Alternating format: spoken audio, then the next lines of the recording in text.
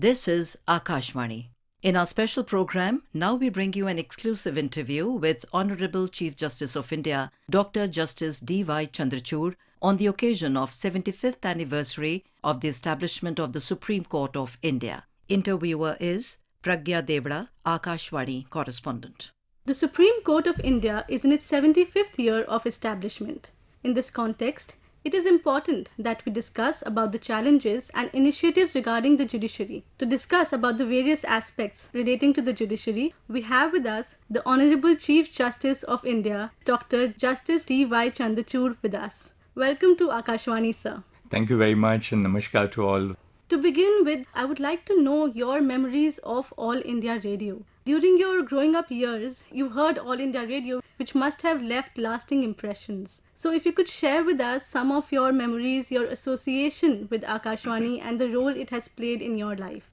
Well, I came to the studios of Akashvani first as a 19-year-old who was in college. But my association with All India Radio goes much earlier than that. For one thing, I was always listening to the news, which was a family tradition. So I still remember listening to the English news in those days. The newsreader at 9 o'clock for the news used to be Pamela Singh, Lotika Ratnam, Borun Haldar. These were the icons of that era. I still remember listening to the news in Hindi, which used to precede the English news. And the famous voice was that of Devkinandan Pandey. In fact, he would say, in a very deeply resonating voice, he would say, "Ye Akashvani hai. Ab aap samachar suniye Devkinandan Pandey se." And then you had this very delicate voice of Pamela Singh and Lotika Ratnam, very immaculate voice when they would say, "This is All India Radio, the news read by Lotika Ratnam." And then I would listen to the Sanskrit news every morning with my parents. They say, "Yam Akashvani Samprati Varta Shruyantam." So those words are in that sense so vivid in my memory. But going to my own personal association with All India Radio, my mother was a classical musician who had trained under Gana Saraswati Kishori Amonkarji. So I have visited these studios in Mumbai with my mother as a young 3rd standard, 4th standard child for her recordings. When I came to Delhi in 1972 and joined college later on in 1975, I was told that, I could audition for Akashvani. And I started doing programs both in Hindi as well as in English. I used to do a lot of programs in Hindi. I remember my first program so vividly even now. It was on what is called the Anavarat Yojana, that is rolling plans under the 5-year plans then in implementation.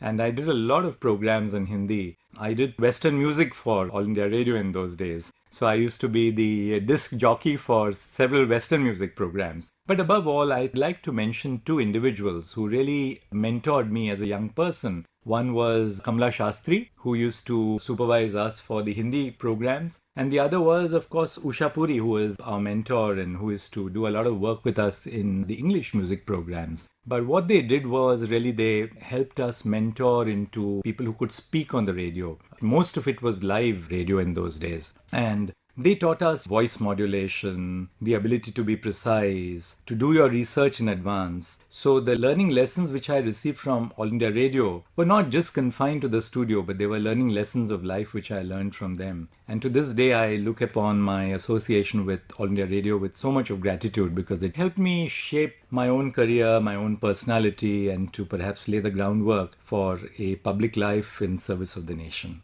That's really interesting, sir. You eventually went on to become the judge of the Bombay High Court, the Chief Justice of the Allahabad High Court, and then you were the judge of the Supreme Court and now the Chief Justice of India. The e-courts project has been implemented throughout the country, which aims at transforming the judicial system through information and communication technology. So what has been your experience? How have you seen the judicial system transform over these years, and what more needs to be done?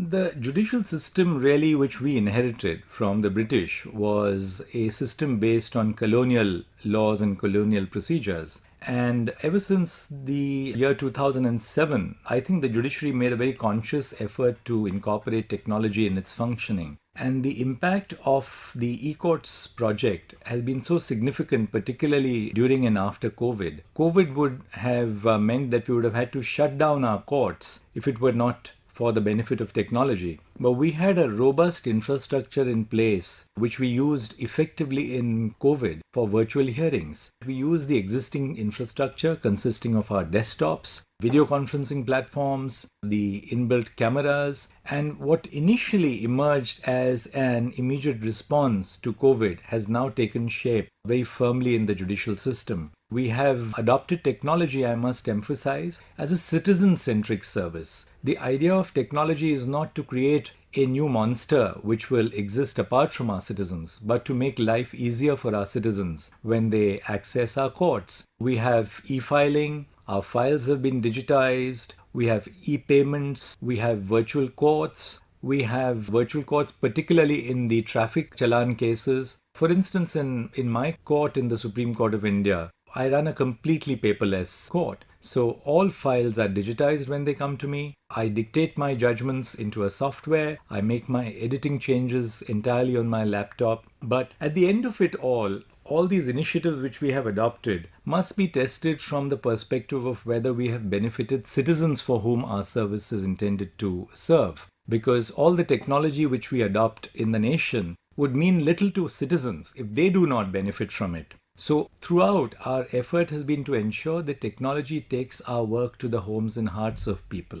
We have adopted live streaming of important cases of the Constitution benches in the Supreme Court. Live streaming is extremely important because we are able to reach to all the homes of people. They can understand the nature of the proceedings which goes on in the court. They understand the seriousness with which even small problems of citizens are dealt with by the highest court of the nation. Apart from this, another very important project which we have adopted as part of our technology mission is to translate all the judgments of the Supreme Court into the languages which are recognized by the 8th schedule to the Constitution. As you know, the judgments of the Supreme Court are delivered in English. The proceedings take place in English because it's a court which represents the entirety of the nation. Now, we have about 37,000 judgments of the Supreme Court which have been delivered in English since the birth of the Supreme Court, and it's 75 years old now. All the 37,000 judgments have been translated into Hindi. We have today translated about 76,000 judgments in terms of different languages. 22,000 judgments have been translated into Punjabi, and the translation is taking place in all regional languages. The idea of doing this translation, which is through artificial intelligence or machine-assisted learning, is to ensure that the work which we do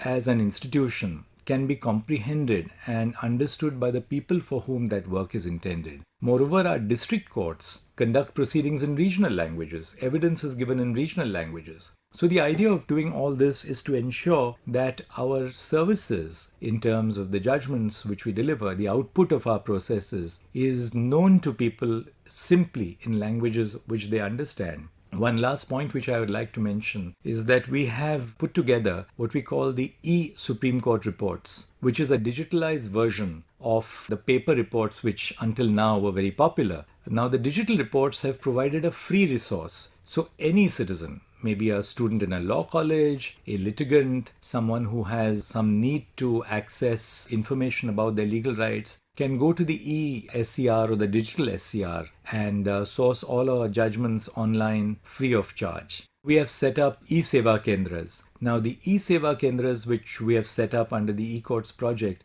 basically ensure that the internet divide does not deprive anyone of information. So every one of the court establishments in India, we have about 3,000 odd court establishments in India covering about nearly 18,000 courts, and every court has an e-Seva Kendra, so that all the services which are provided as part of the e-Courts Mission Mode project are available to citizens even in a physical space. So even if a citizen does not have access to the internet, does not have a smartphone, that doesn't matter. Our services will be provided free of charge at all these e-Seva Kendras across the nation. With regard to information and communication technology, the Supreme Court has been giving training to its visually impaired personnel regarding use of digital technology. Could you share with us what are the steps that the Supreme Court is undertaking to ensure that the judicial system is accessible for persons with disabilities, both as people working in the court as well as those seeking justice? Under the e-Courts project, we have human resources on a knowledge platform as well. Now, what we have done is that we have people with disabilities and who are working across India. The first important thing was to train these people, the members of our own staff who work in our establishments. So we've been conducting training programs across India as part of our annual calendar to first and foremost equip our staff and to ensure that they do not remain in the back offices, but they are dignified members of the workforce. The second thing that we have been able to do is that we conducted in the Supreme Court an accessibility audit of the premises of the Supreme Court. And this involved very broad-based stakeholder consultation of people who are domain experts on disability and various forms of disability, who came, examined and assessed the premises of the Supreme Court and told us what more we have to do. So a simple example which I can give you is that we have set up a one-point contact desk. So any litigant who enters the Supreme Court goes to that one-point desk where every kind of service or question which needs to be answered would be made available in terms of information to them. We have set up tactile paths for persons with visual disabilities to access the Supreme Court better. For a very long period of time, simple things like our websites had visual captures. So we have changed that by providing for audio captures. So simple initiatives like this can go a long way in making the workplace more inclusive for people. We had in my court a young woman lawyer who has both hearing and speech impairment. She's qualified in the law and she would like to have an access to the opportunity to present her cases before the court. So for the first time, we introduced sign language interpreters for people like her. So these are various initiatives which we have adopted in the course of our proceedings in the Supreme Court. Interestingly, I must share this as well with you, that we have set up what we call the Mitti Cafe in the precincts of the Supreme Court. Now, the Mitti Cafe is run exclusively by people with disabilities, and the importance of that initiative, which has been extremely successful, is to allow civil society to understand that people with different forms of physical disability can yet contribute as equal members of the workplace. And the cafe which we have set up in the Supreme Court premises, and which thereafter was followed by a similar cafe at the Rashtrapati Bhavan. I know as a matter of fact that the cafe in the Supreme Court has been extremely popular with lawyers, with litigants, but above all it sends a message of inclusion, consistent with the principles of reasonable accommodation under the Rights of Persons with Disabilities Act 2016. Taking that forward, what is the present status with regard to representation of women in the judiciary? And when I'm asking this, it's not just about numbers, but the kind of opportunities, the kind of work that one gets. Also, what steps are being undertaken to ensure that they get equal opportunity to work? I think we need to begin with legal education itself, because it's through a more inclusive educational space that we can inculcate the participation of more women in the judiciary or in other branches of the legal profession. With the setting up of the 5-year law course in the 1990s in various universities, including the national law universities, we have seen that women are increasingly being admitted to these institutions. Another learning experience which we have had is that if women are given an equal opportunity to compete for employment, then the experience is that women succeed like no other segment of our society. So, for instance, in the open recruitment examinations to the district judiciary across India, our statistics indicate that over 50% of the recruits are women. In some states, the recruitment of women at the lowest levels of the judiciary, from where they will rise over a period of time, has extended to 60% or 70%. These are remarkable statistics which are being replicated across India, and not just in 1 or 2 states. And this indicates that with the spread and growth of women's education in India, more and more women are now entering into the legal profession. And that trend has to be really bolstered by ensuring that we create adequate opportunities for women throughout their career. So women typically perform multifold responsibilities in most of our homes. Now, what we have to do is to ensure that we retain women even at a time when they have these manifold responsibilities to perform. And video conferencing, for instance, which we have introduced as part of our hearing process in the Supreme Court, in the High Courts, in the district judiciary, has been a very important source for providing mobility and inclusion for women. Because as opposed to spending the whole day in a court, say waiting for a case to reach, a woman who has a small child can as well work from home.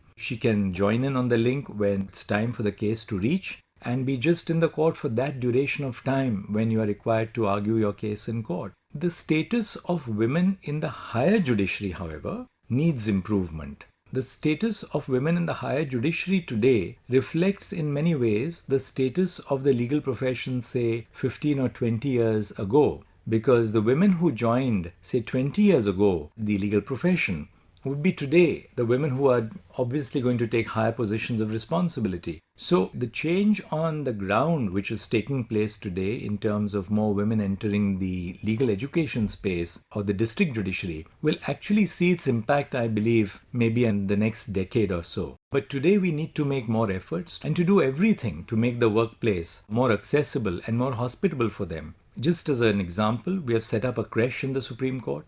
Our creche in the Supreme Court can accommodate up to between 70 to 100 children. It's extraordinarily popular, not only among the employees of the Supreme Court, but young women lawyers or young men lawyers who bring their little children to the creche every morning, work in the court the whole day, and then take their children home when they go back in the evening. The Supreme Court has delivered judgments which have contributed to greater inclusion of women in the workspace. I can only mention the judgment which was delivered by the Supreme Court, in the case of the grant of permanent commission to women in the armed forces. Now, as a result of that judgment, you have fighter pilots who are women in the Air Force. You have women who are guarding the borders. You have women who are on the warships today of the Indian Navy. So whether it's the Army, the Navy, or the Air Force, the judgments of the Supreme Court are making a real impact on the ground in providing for greater social mobility for women and in that sense really transforming our society for the better for the future.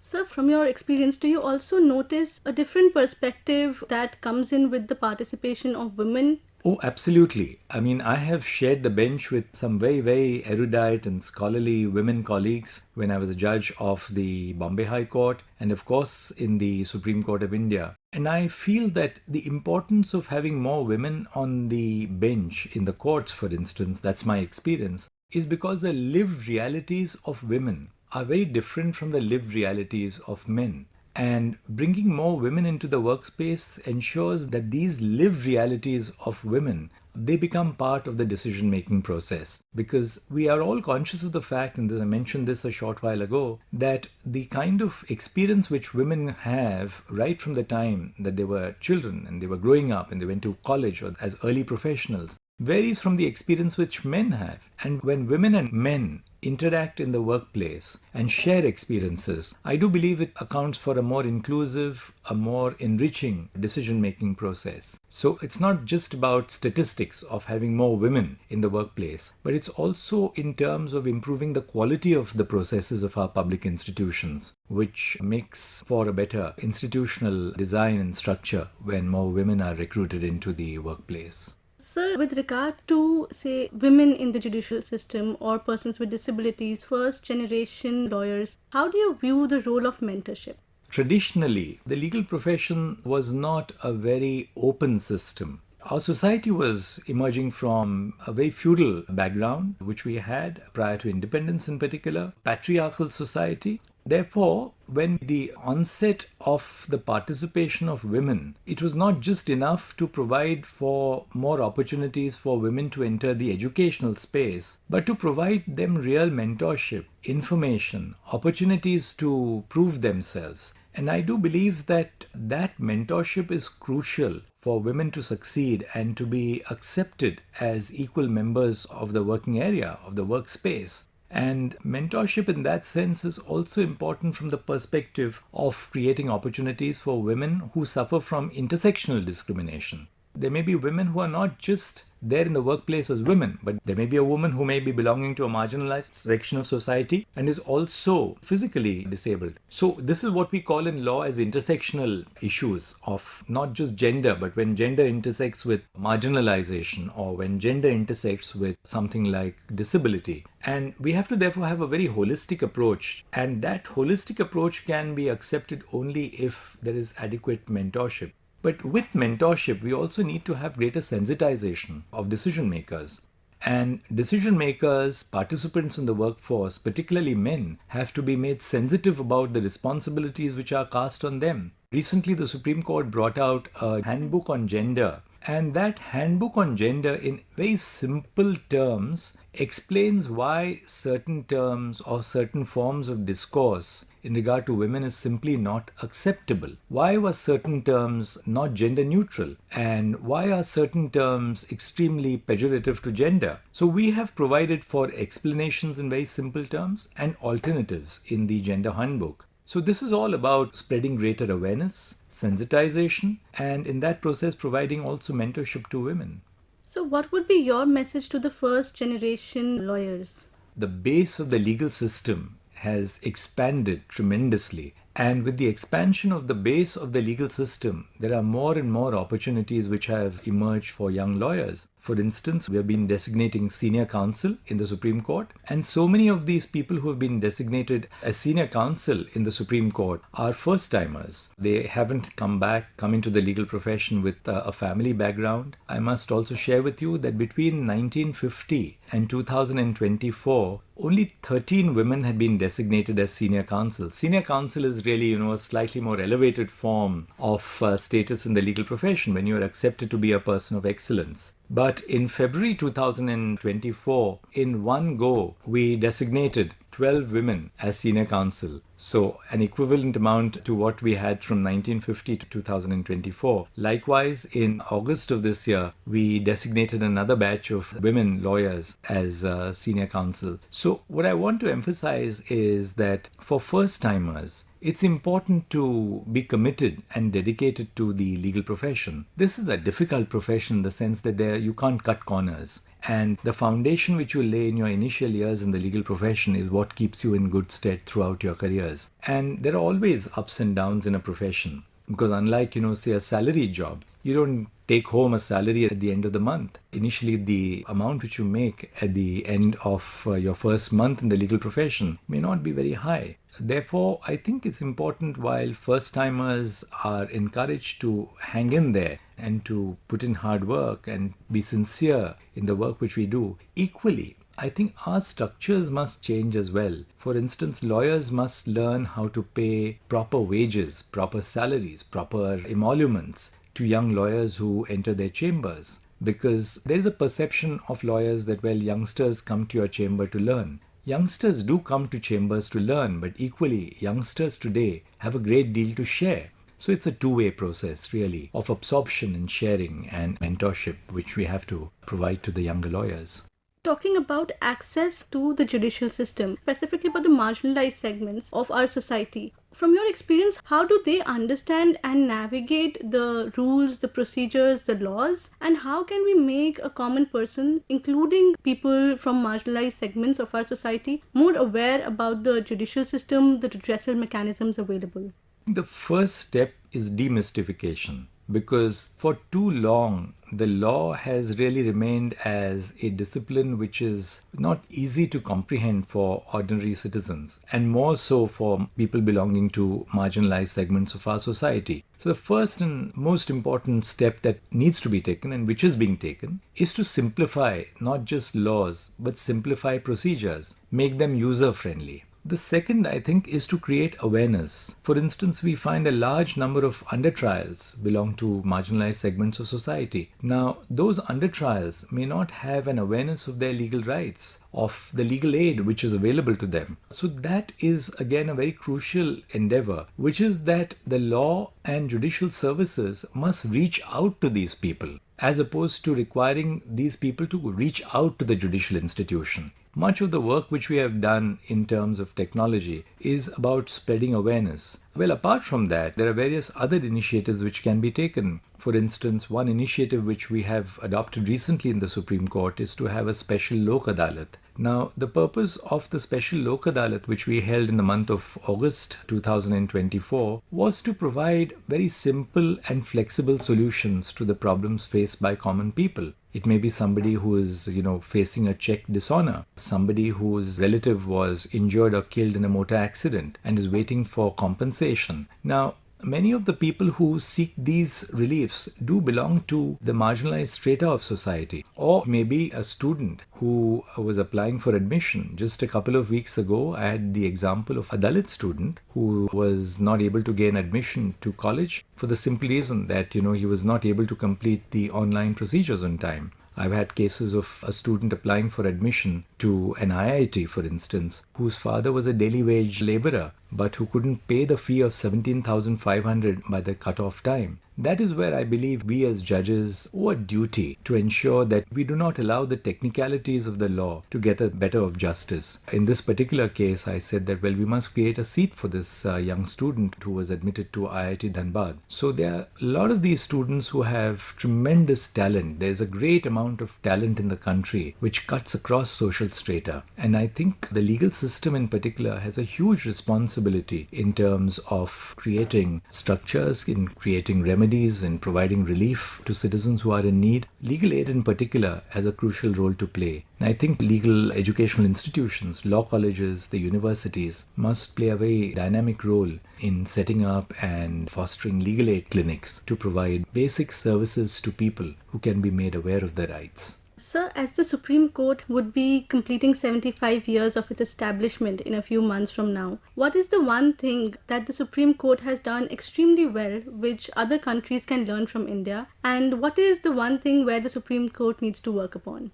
I think the key thing of the Supreme Court over the last 75 years is that it has emerged as a people's court. This perspective of the Supreme Court of India being a people's court has not been replicated by courts in other parts of the world.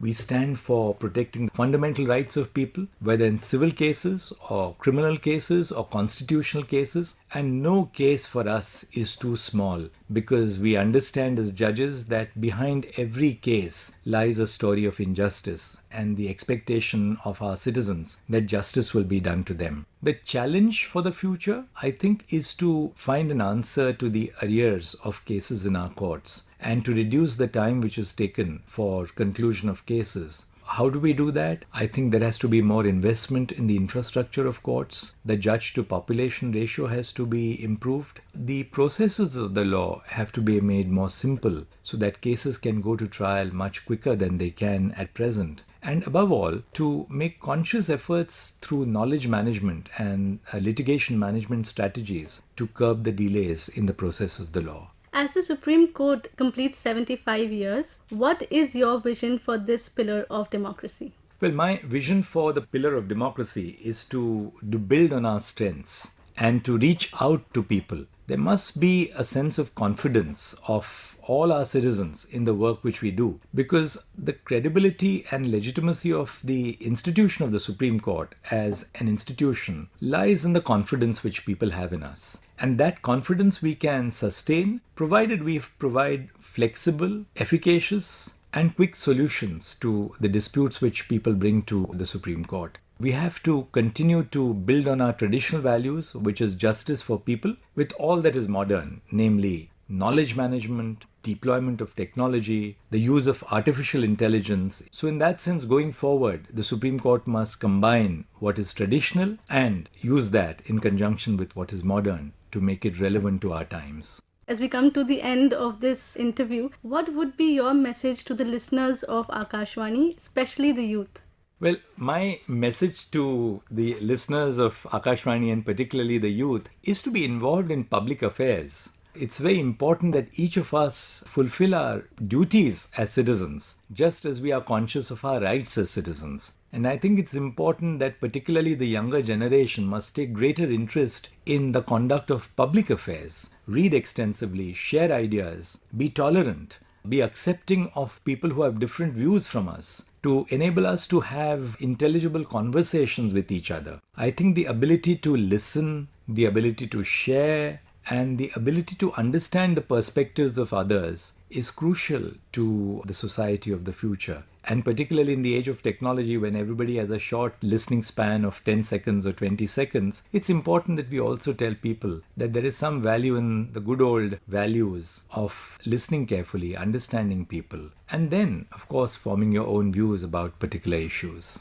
Today we got to know about various aspects relating to the judiciary, right from access, how information and communication technology has been integrated by the Supreme Court, how it is a people's court, and whether it be persons with disabilities, women, marginalized sections of society, the various steps that are being undertaken, your association with All India Radio, and your message for the listeners of Akashvani. Thank you very much, sir. Thank you. It's been a great pleasure and an honor to be here.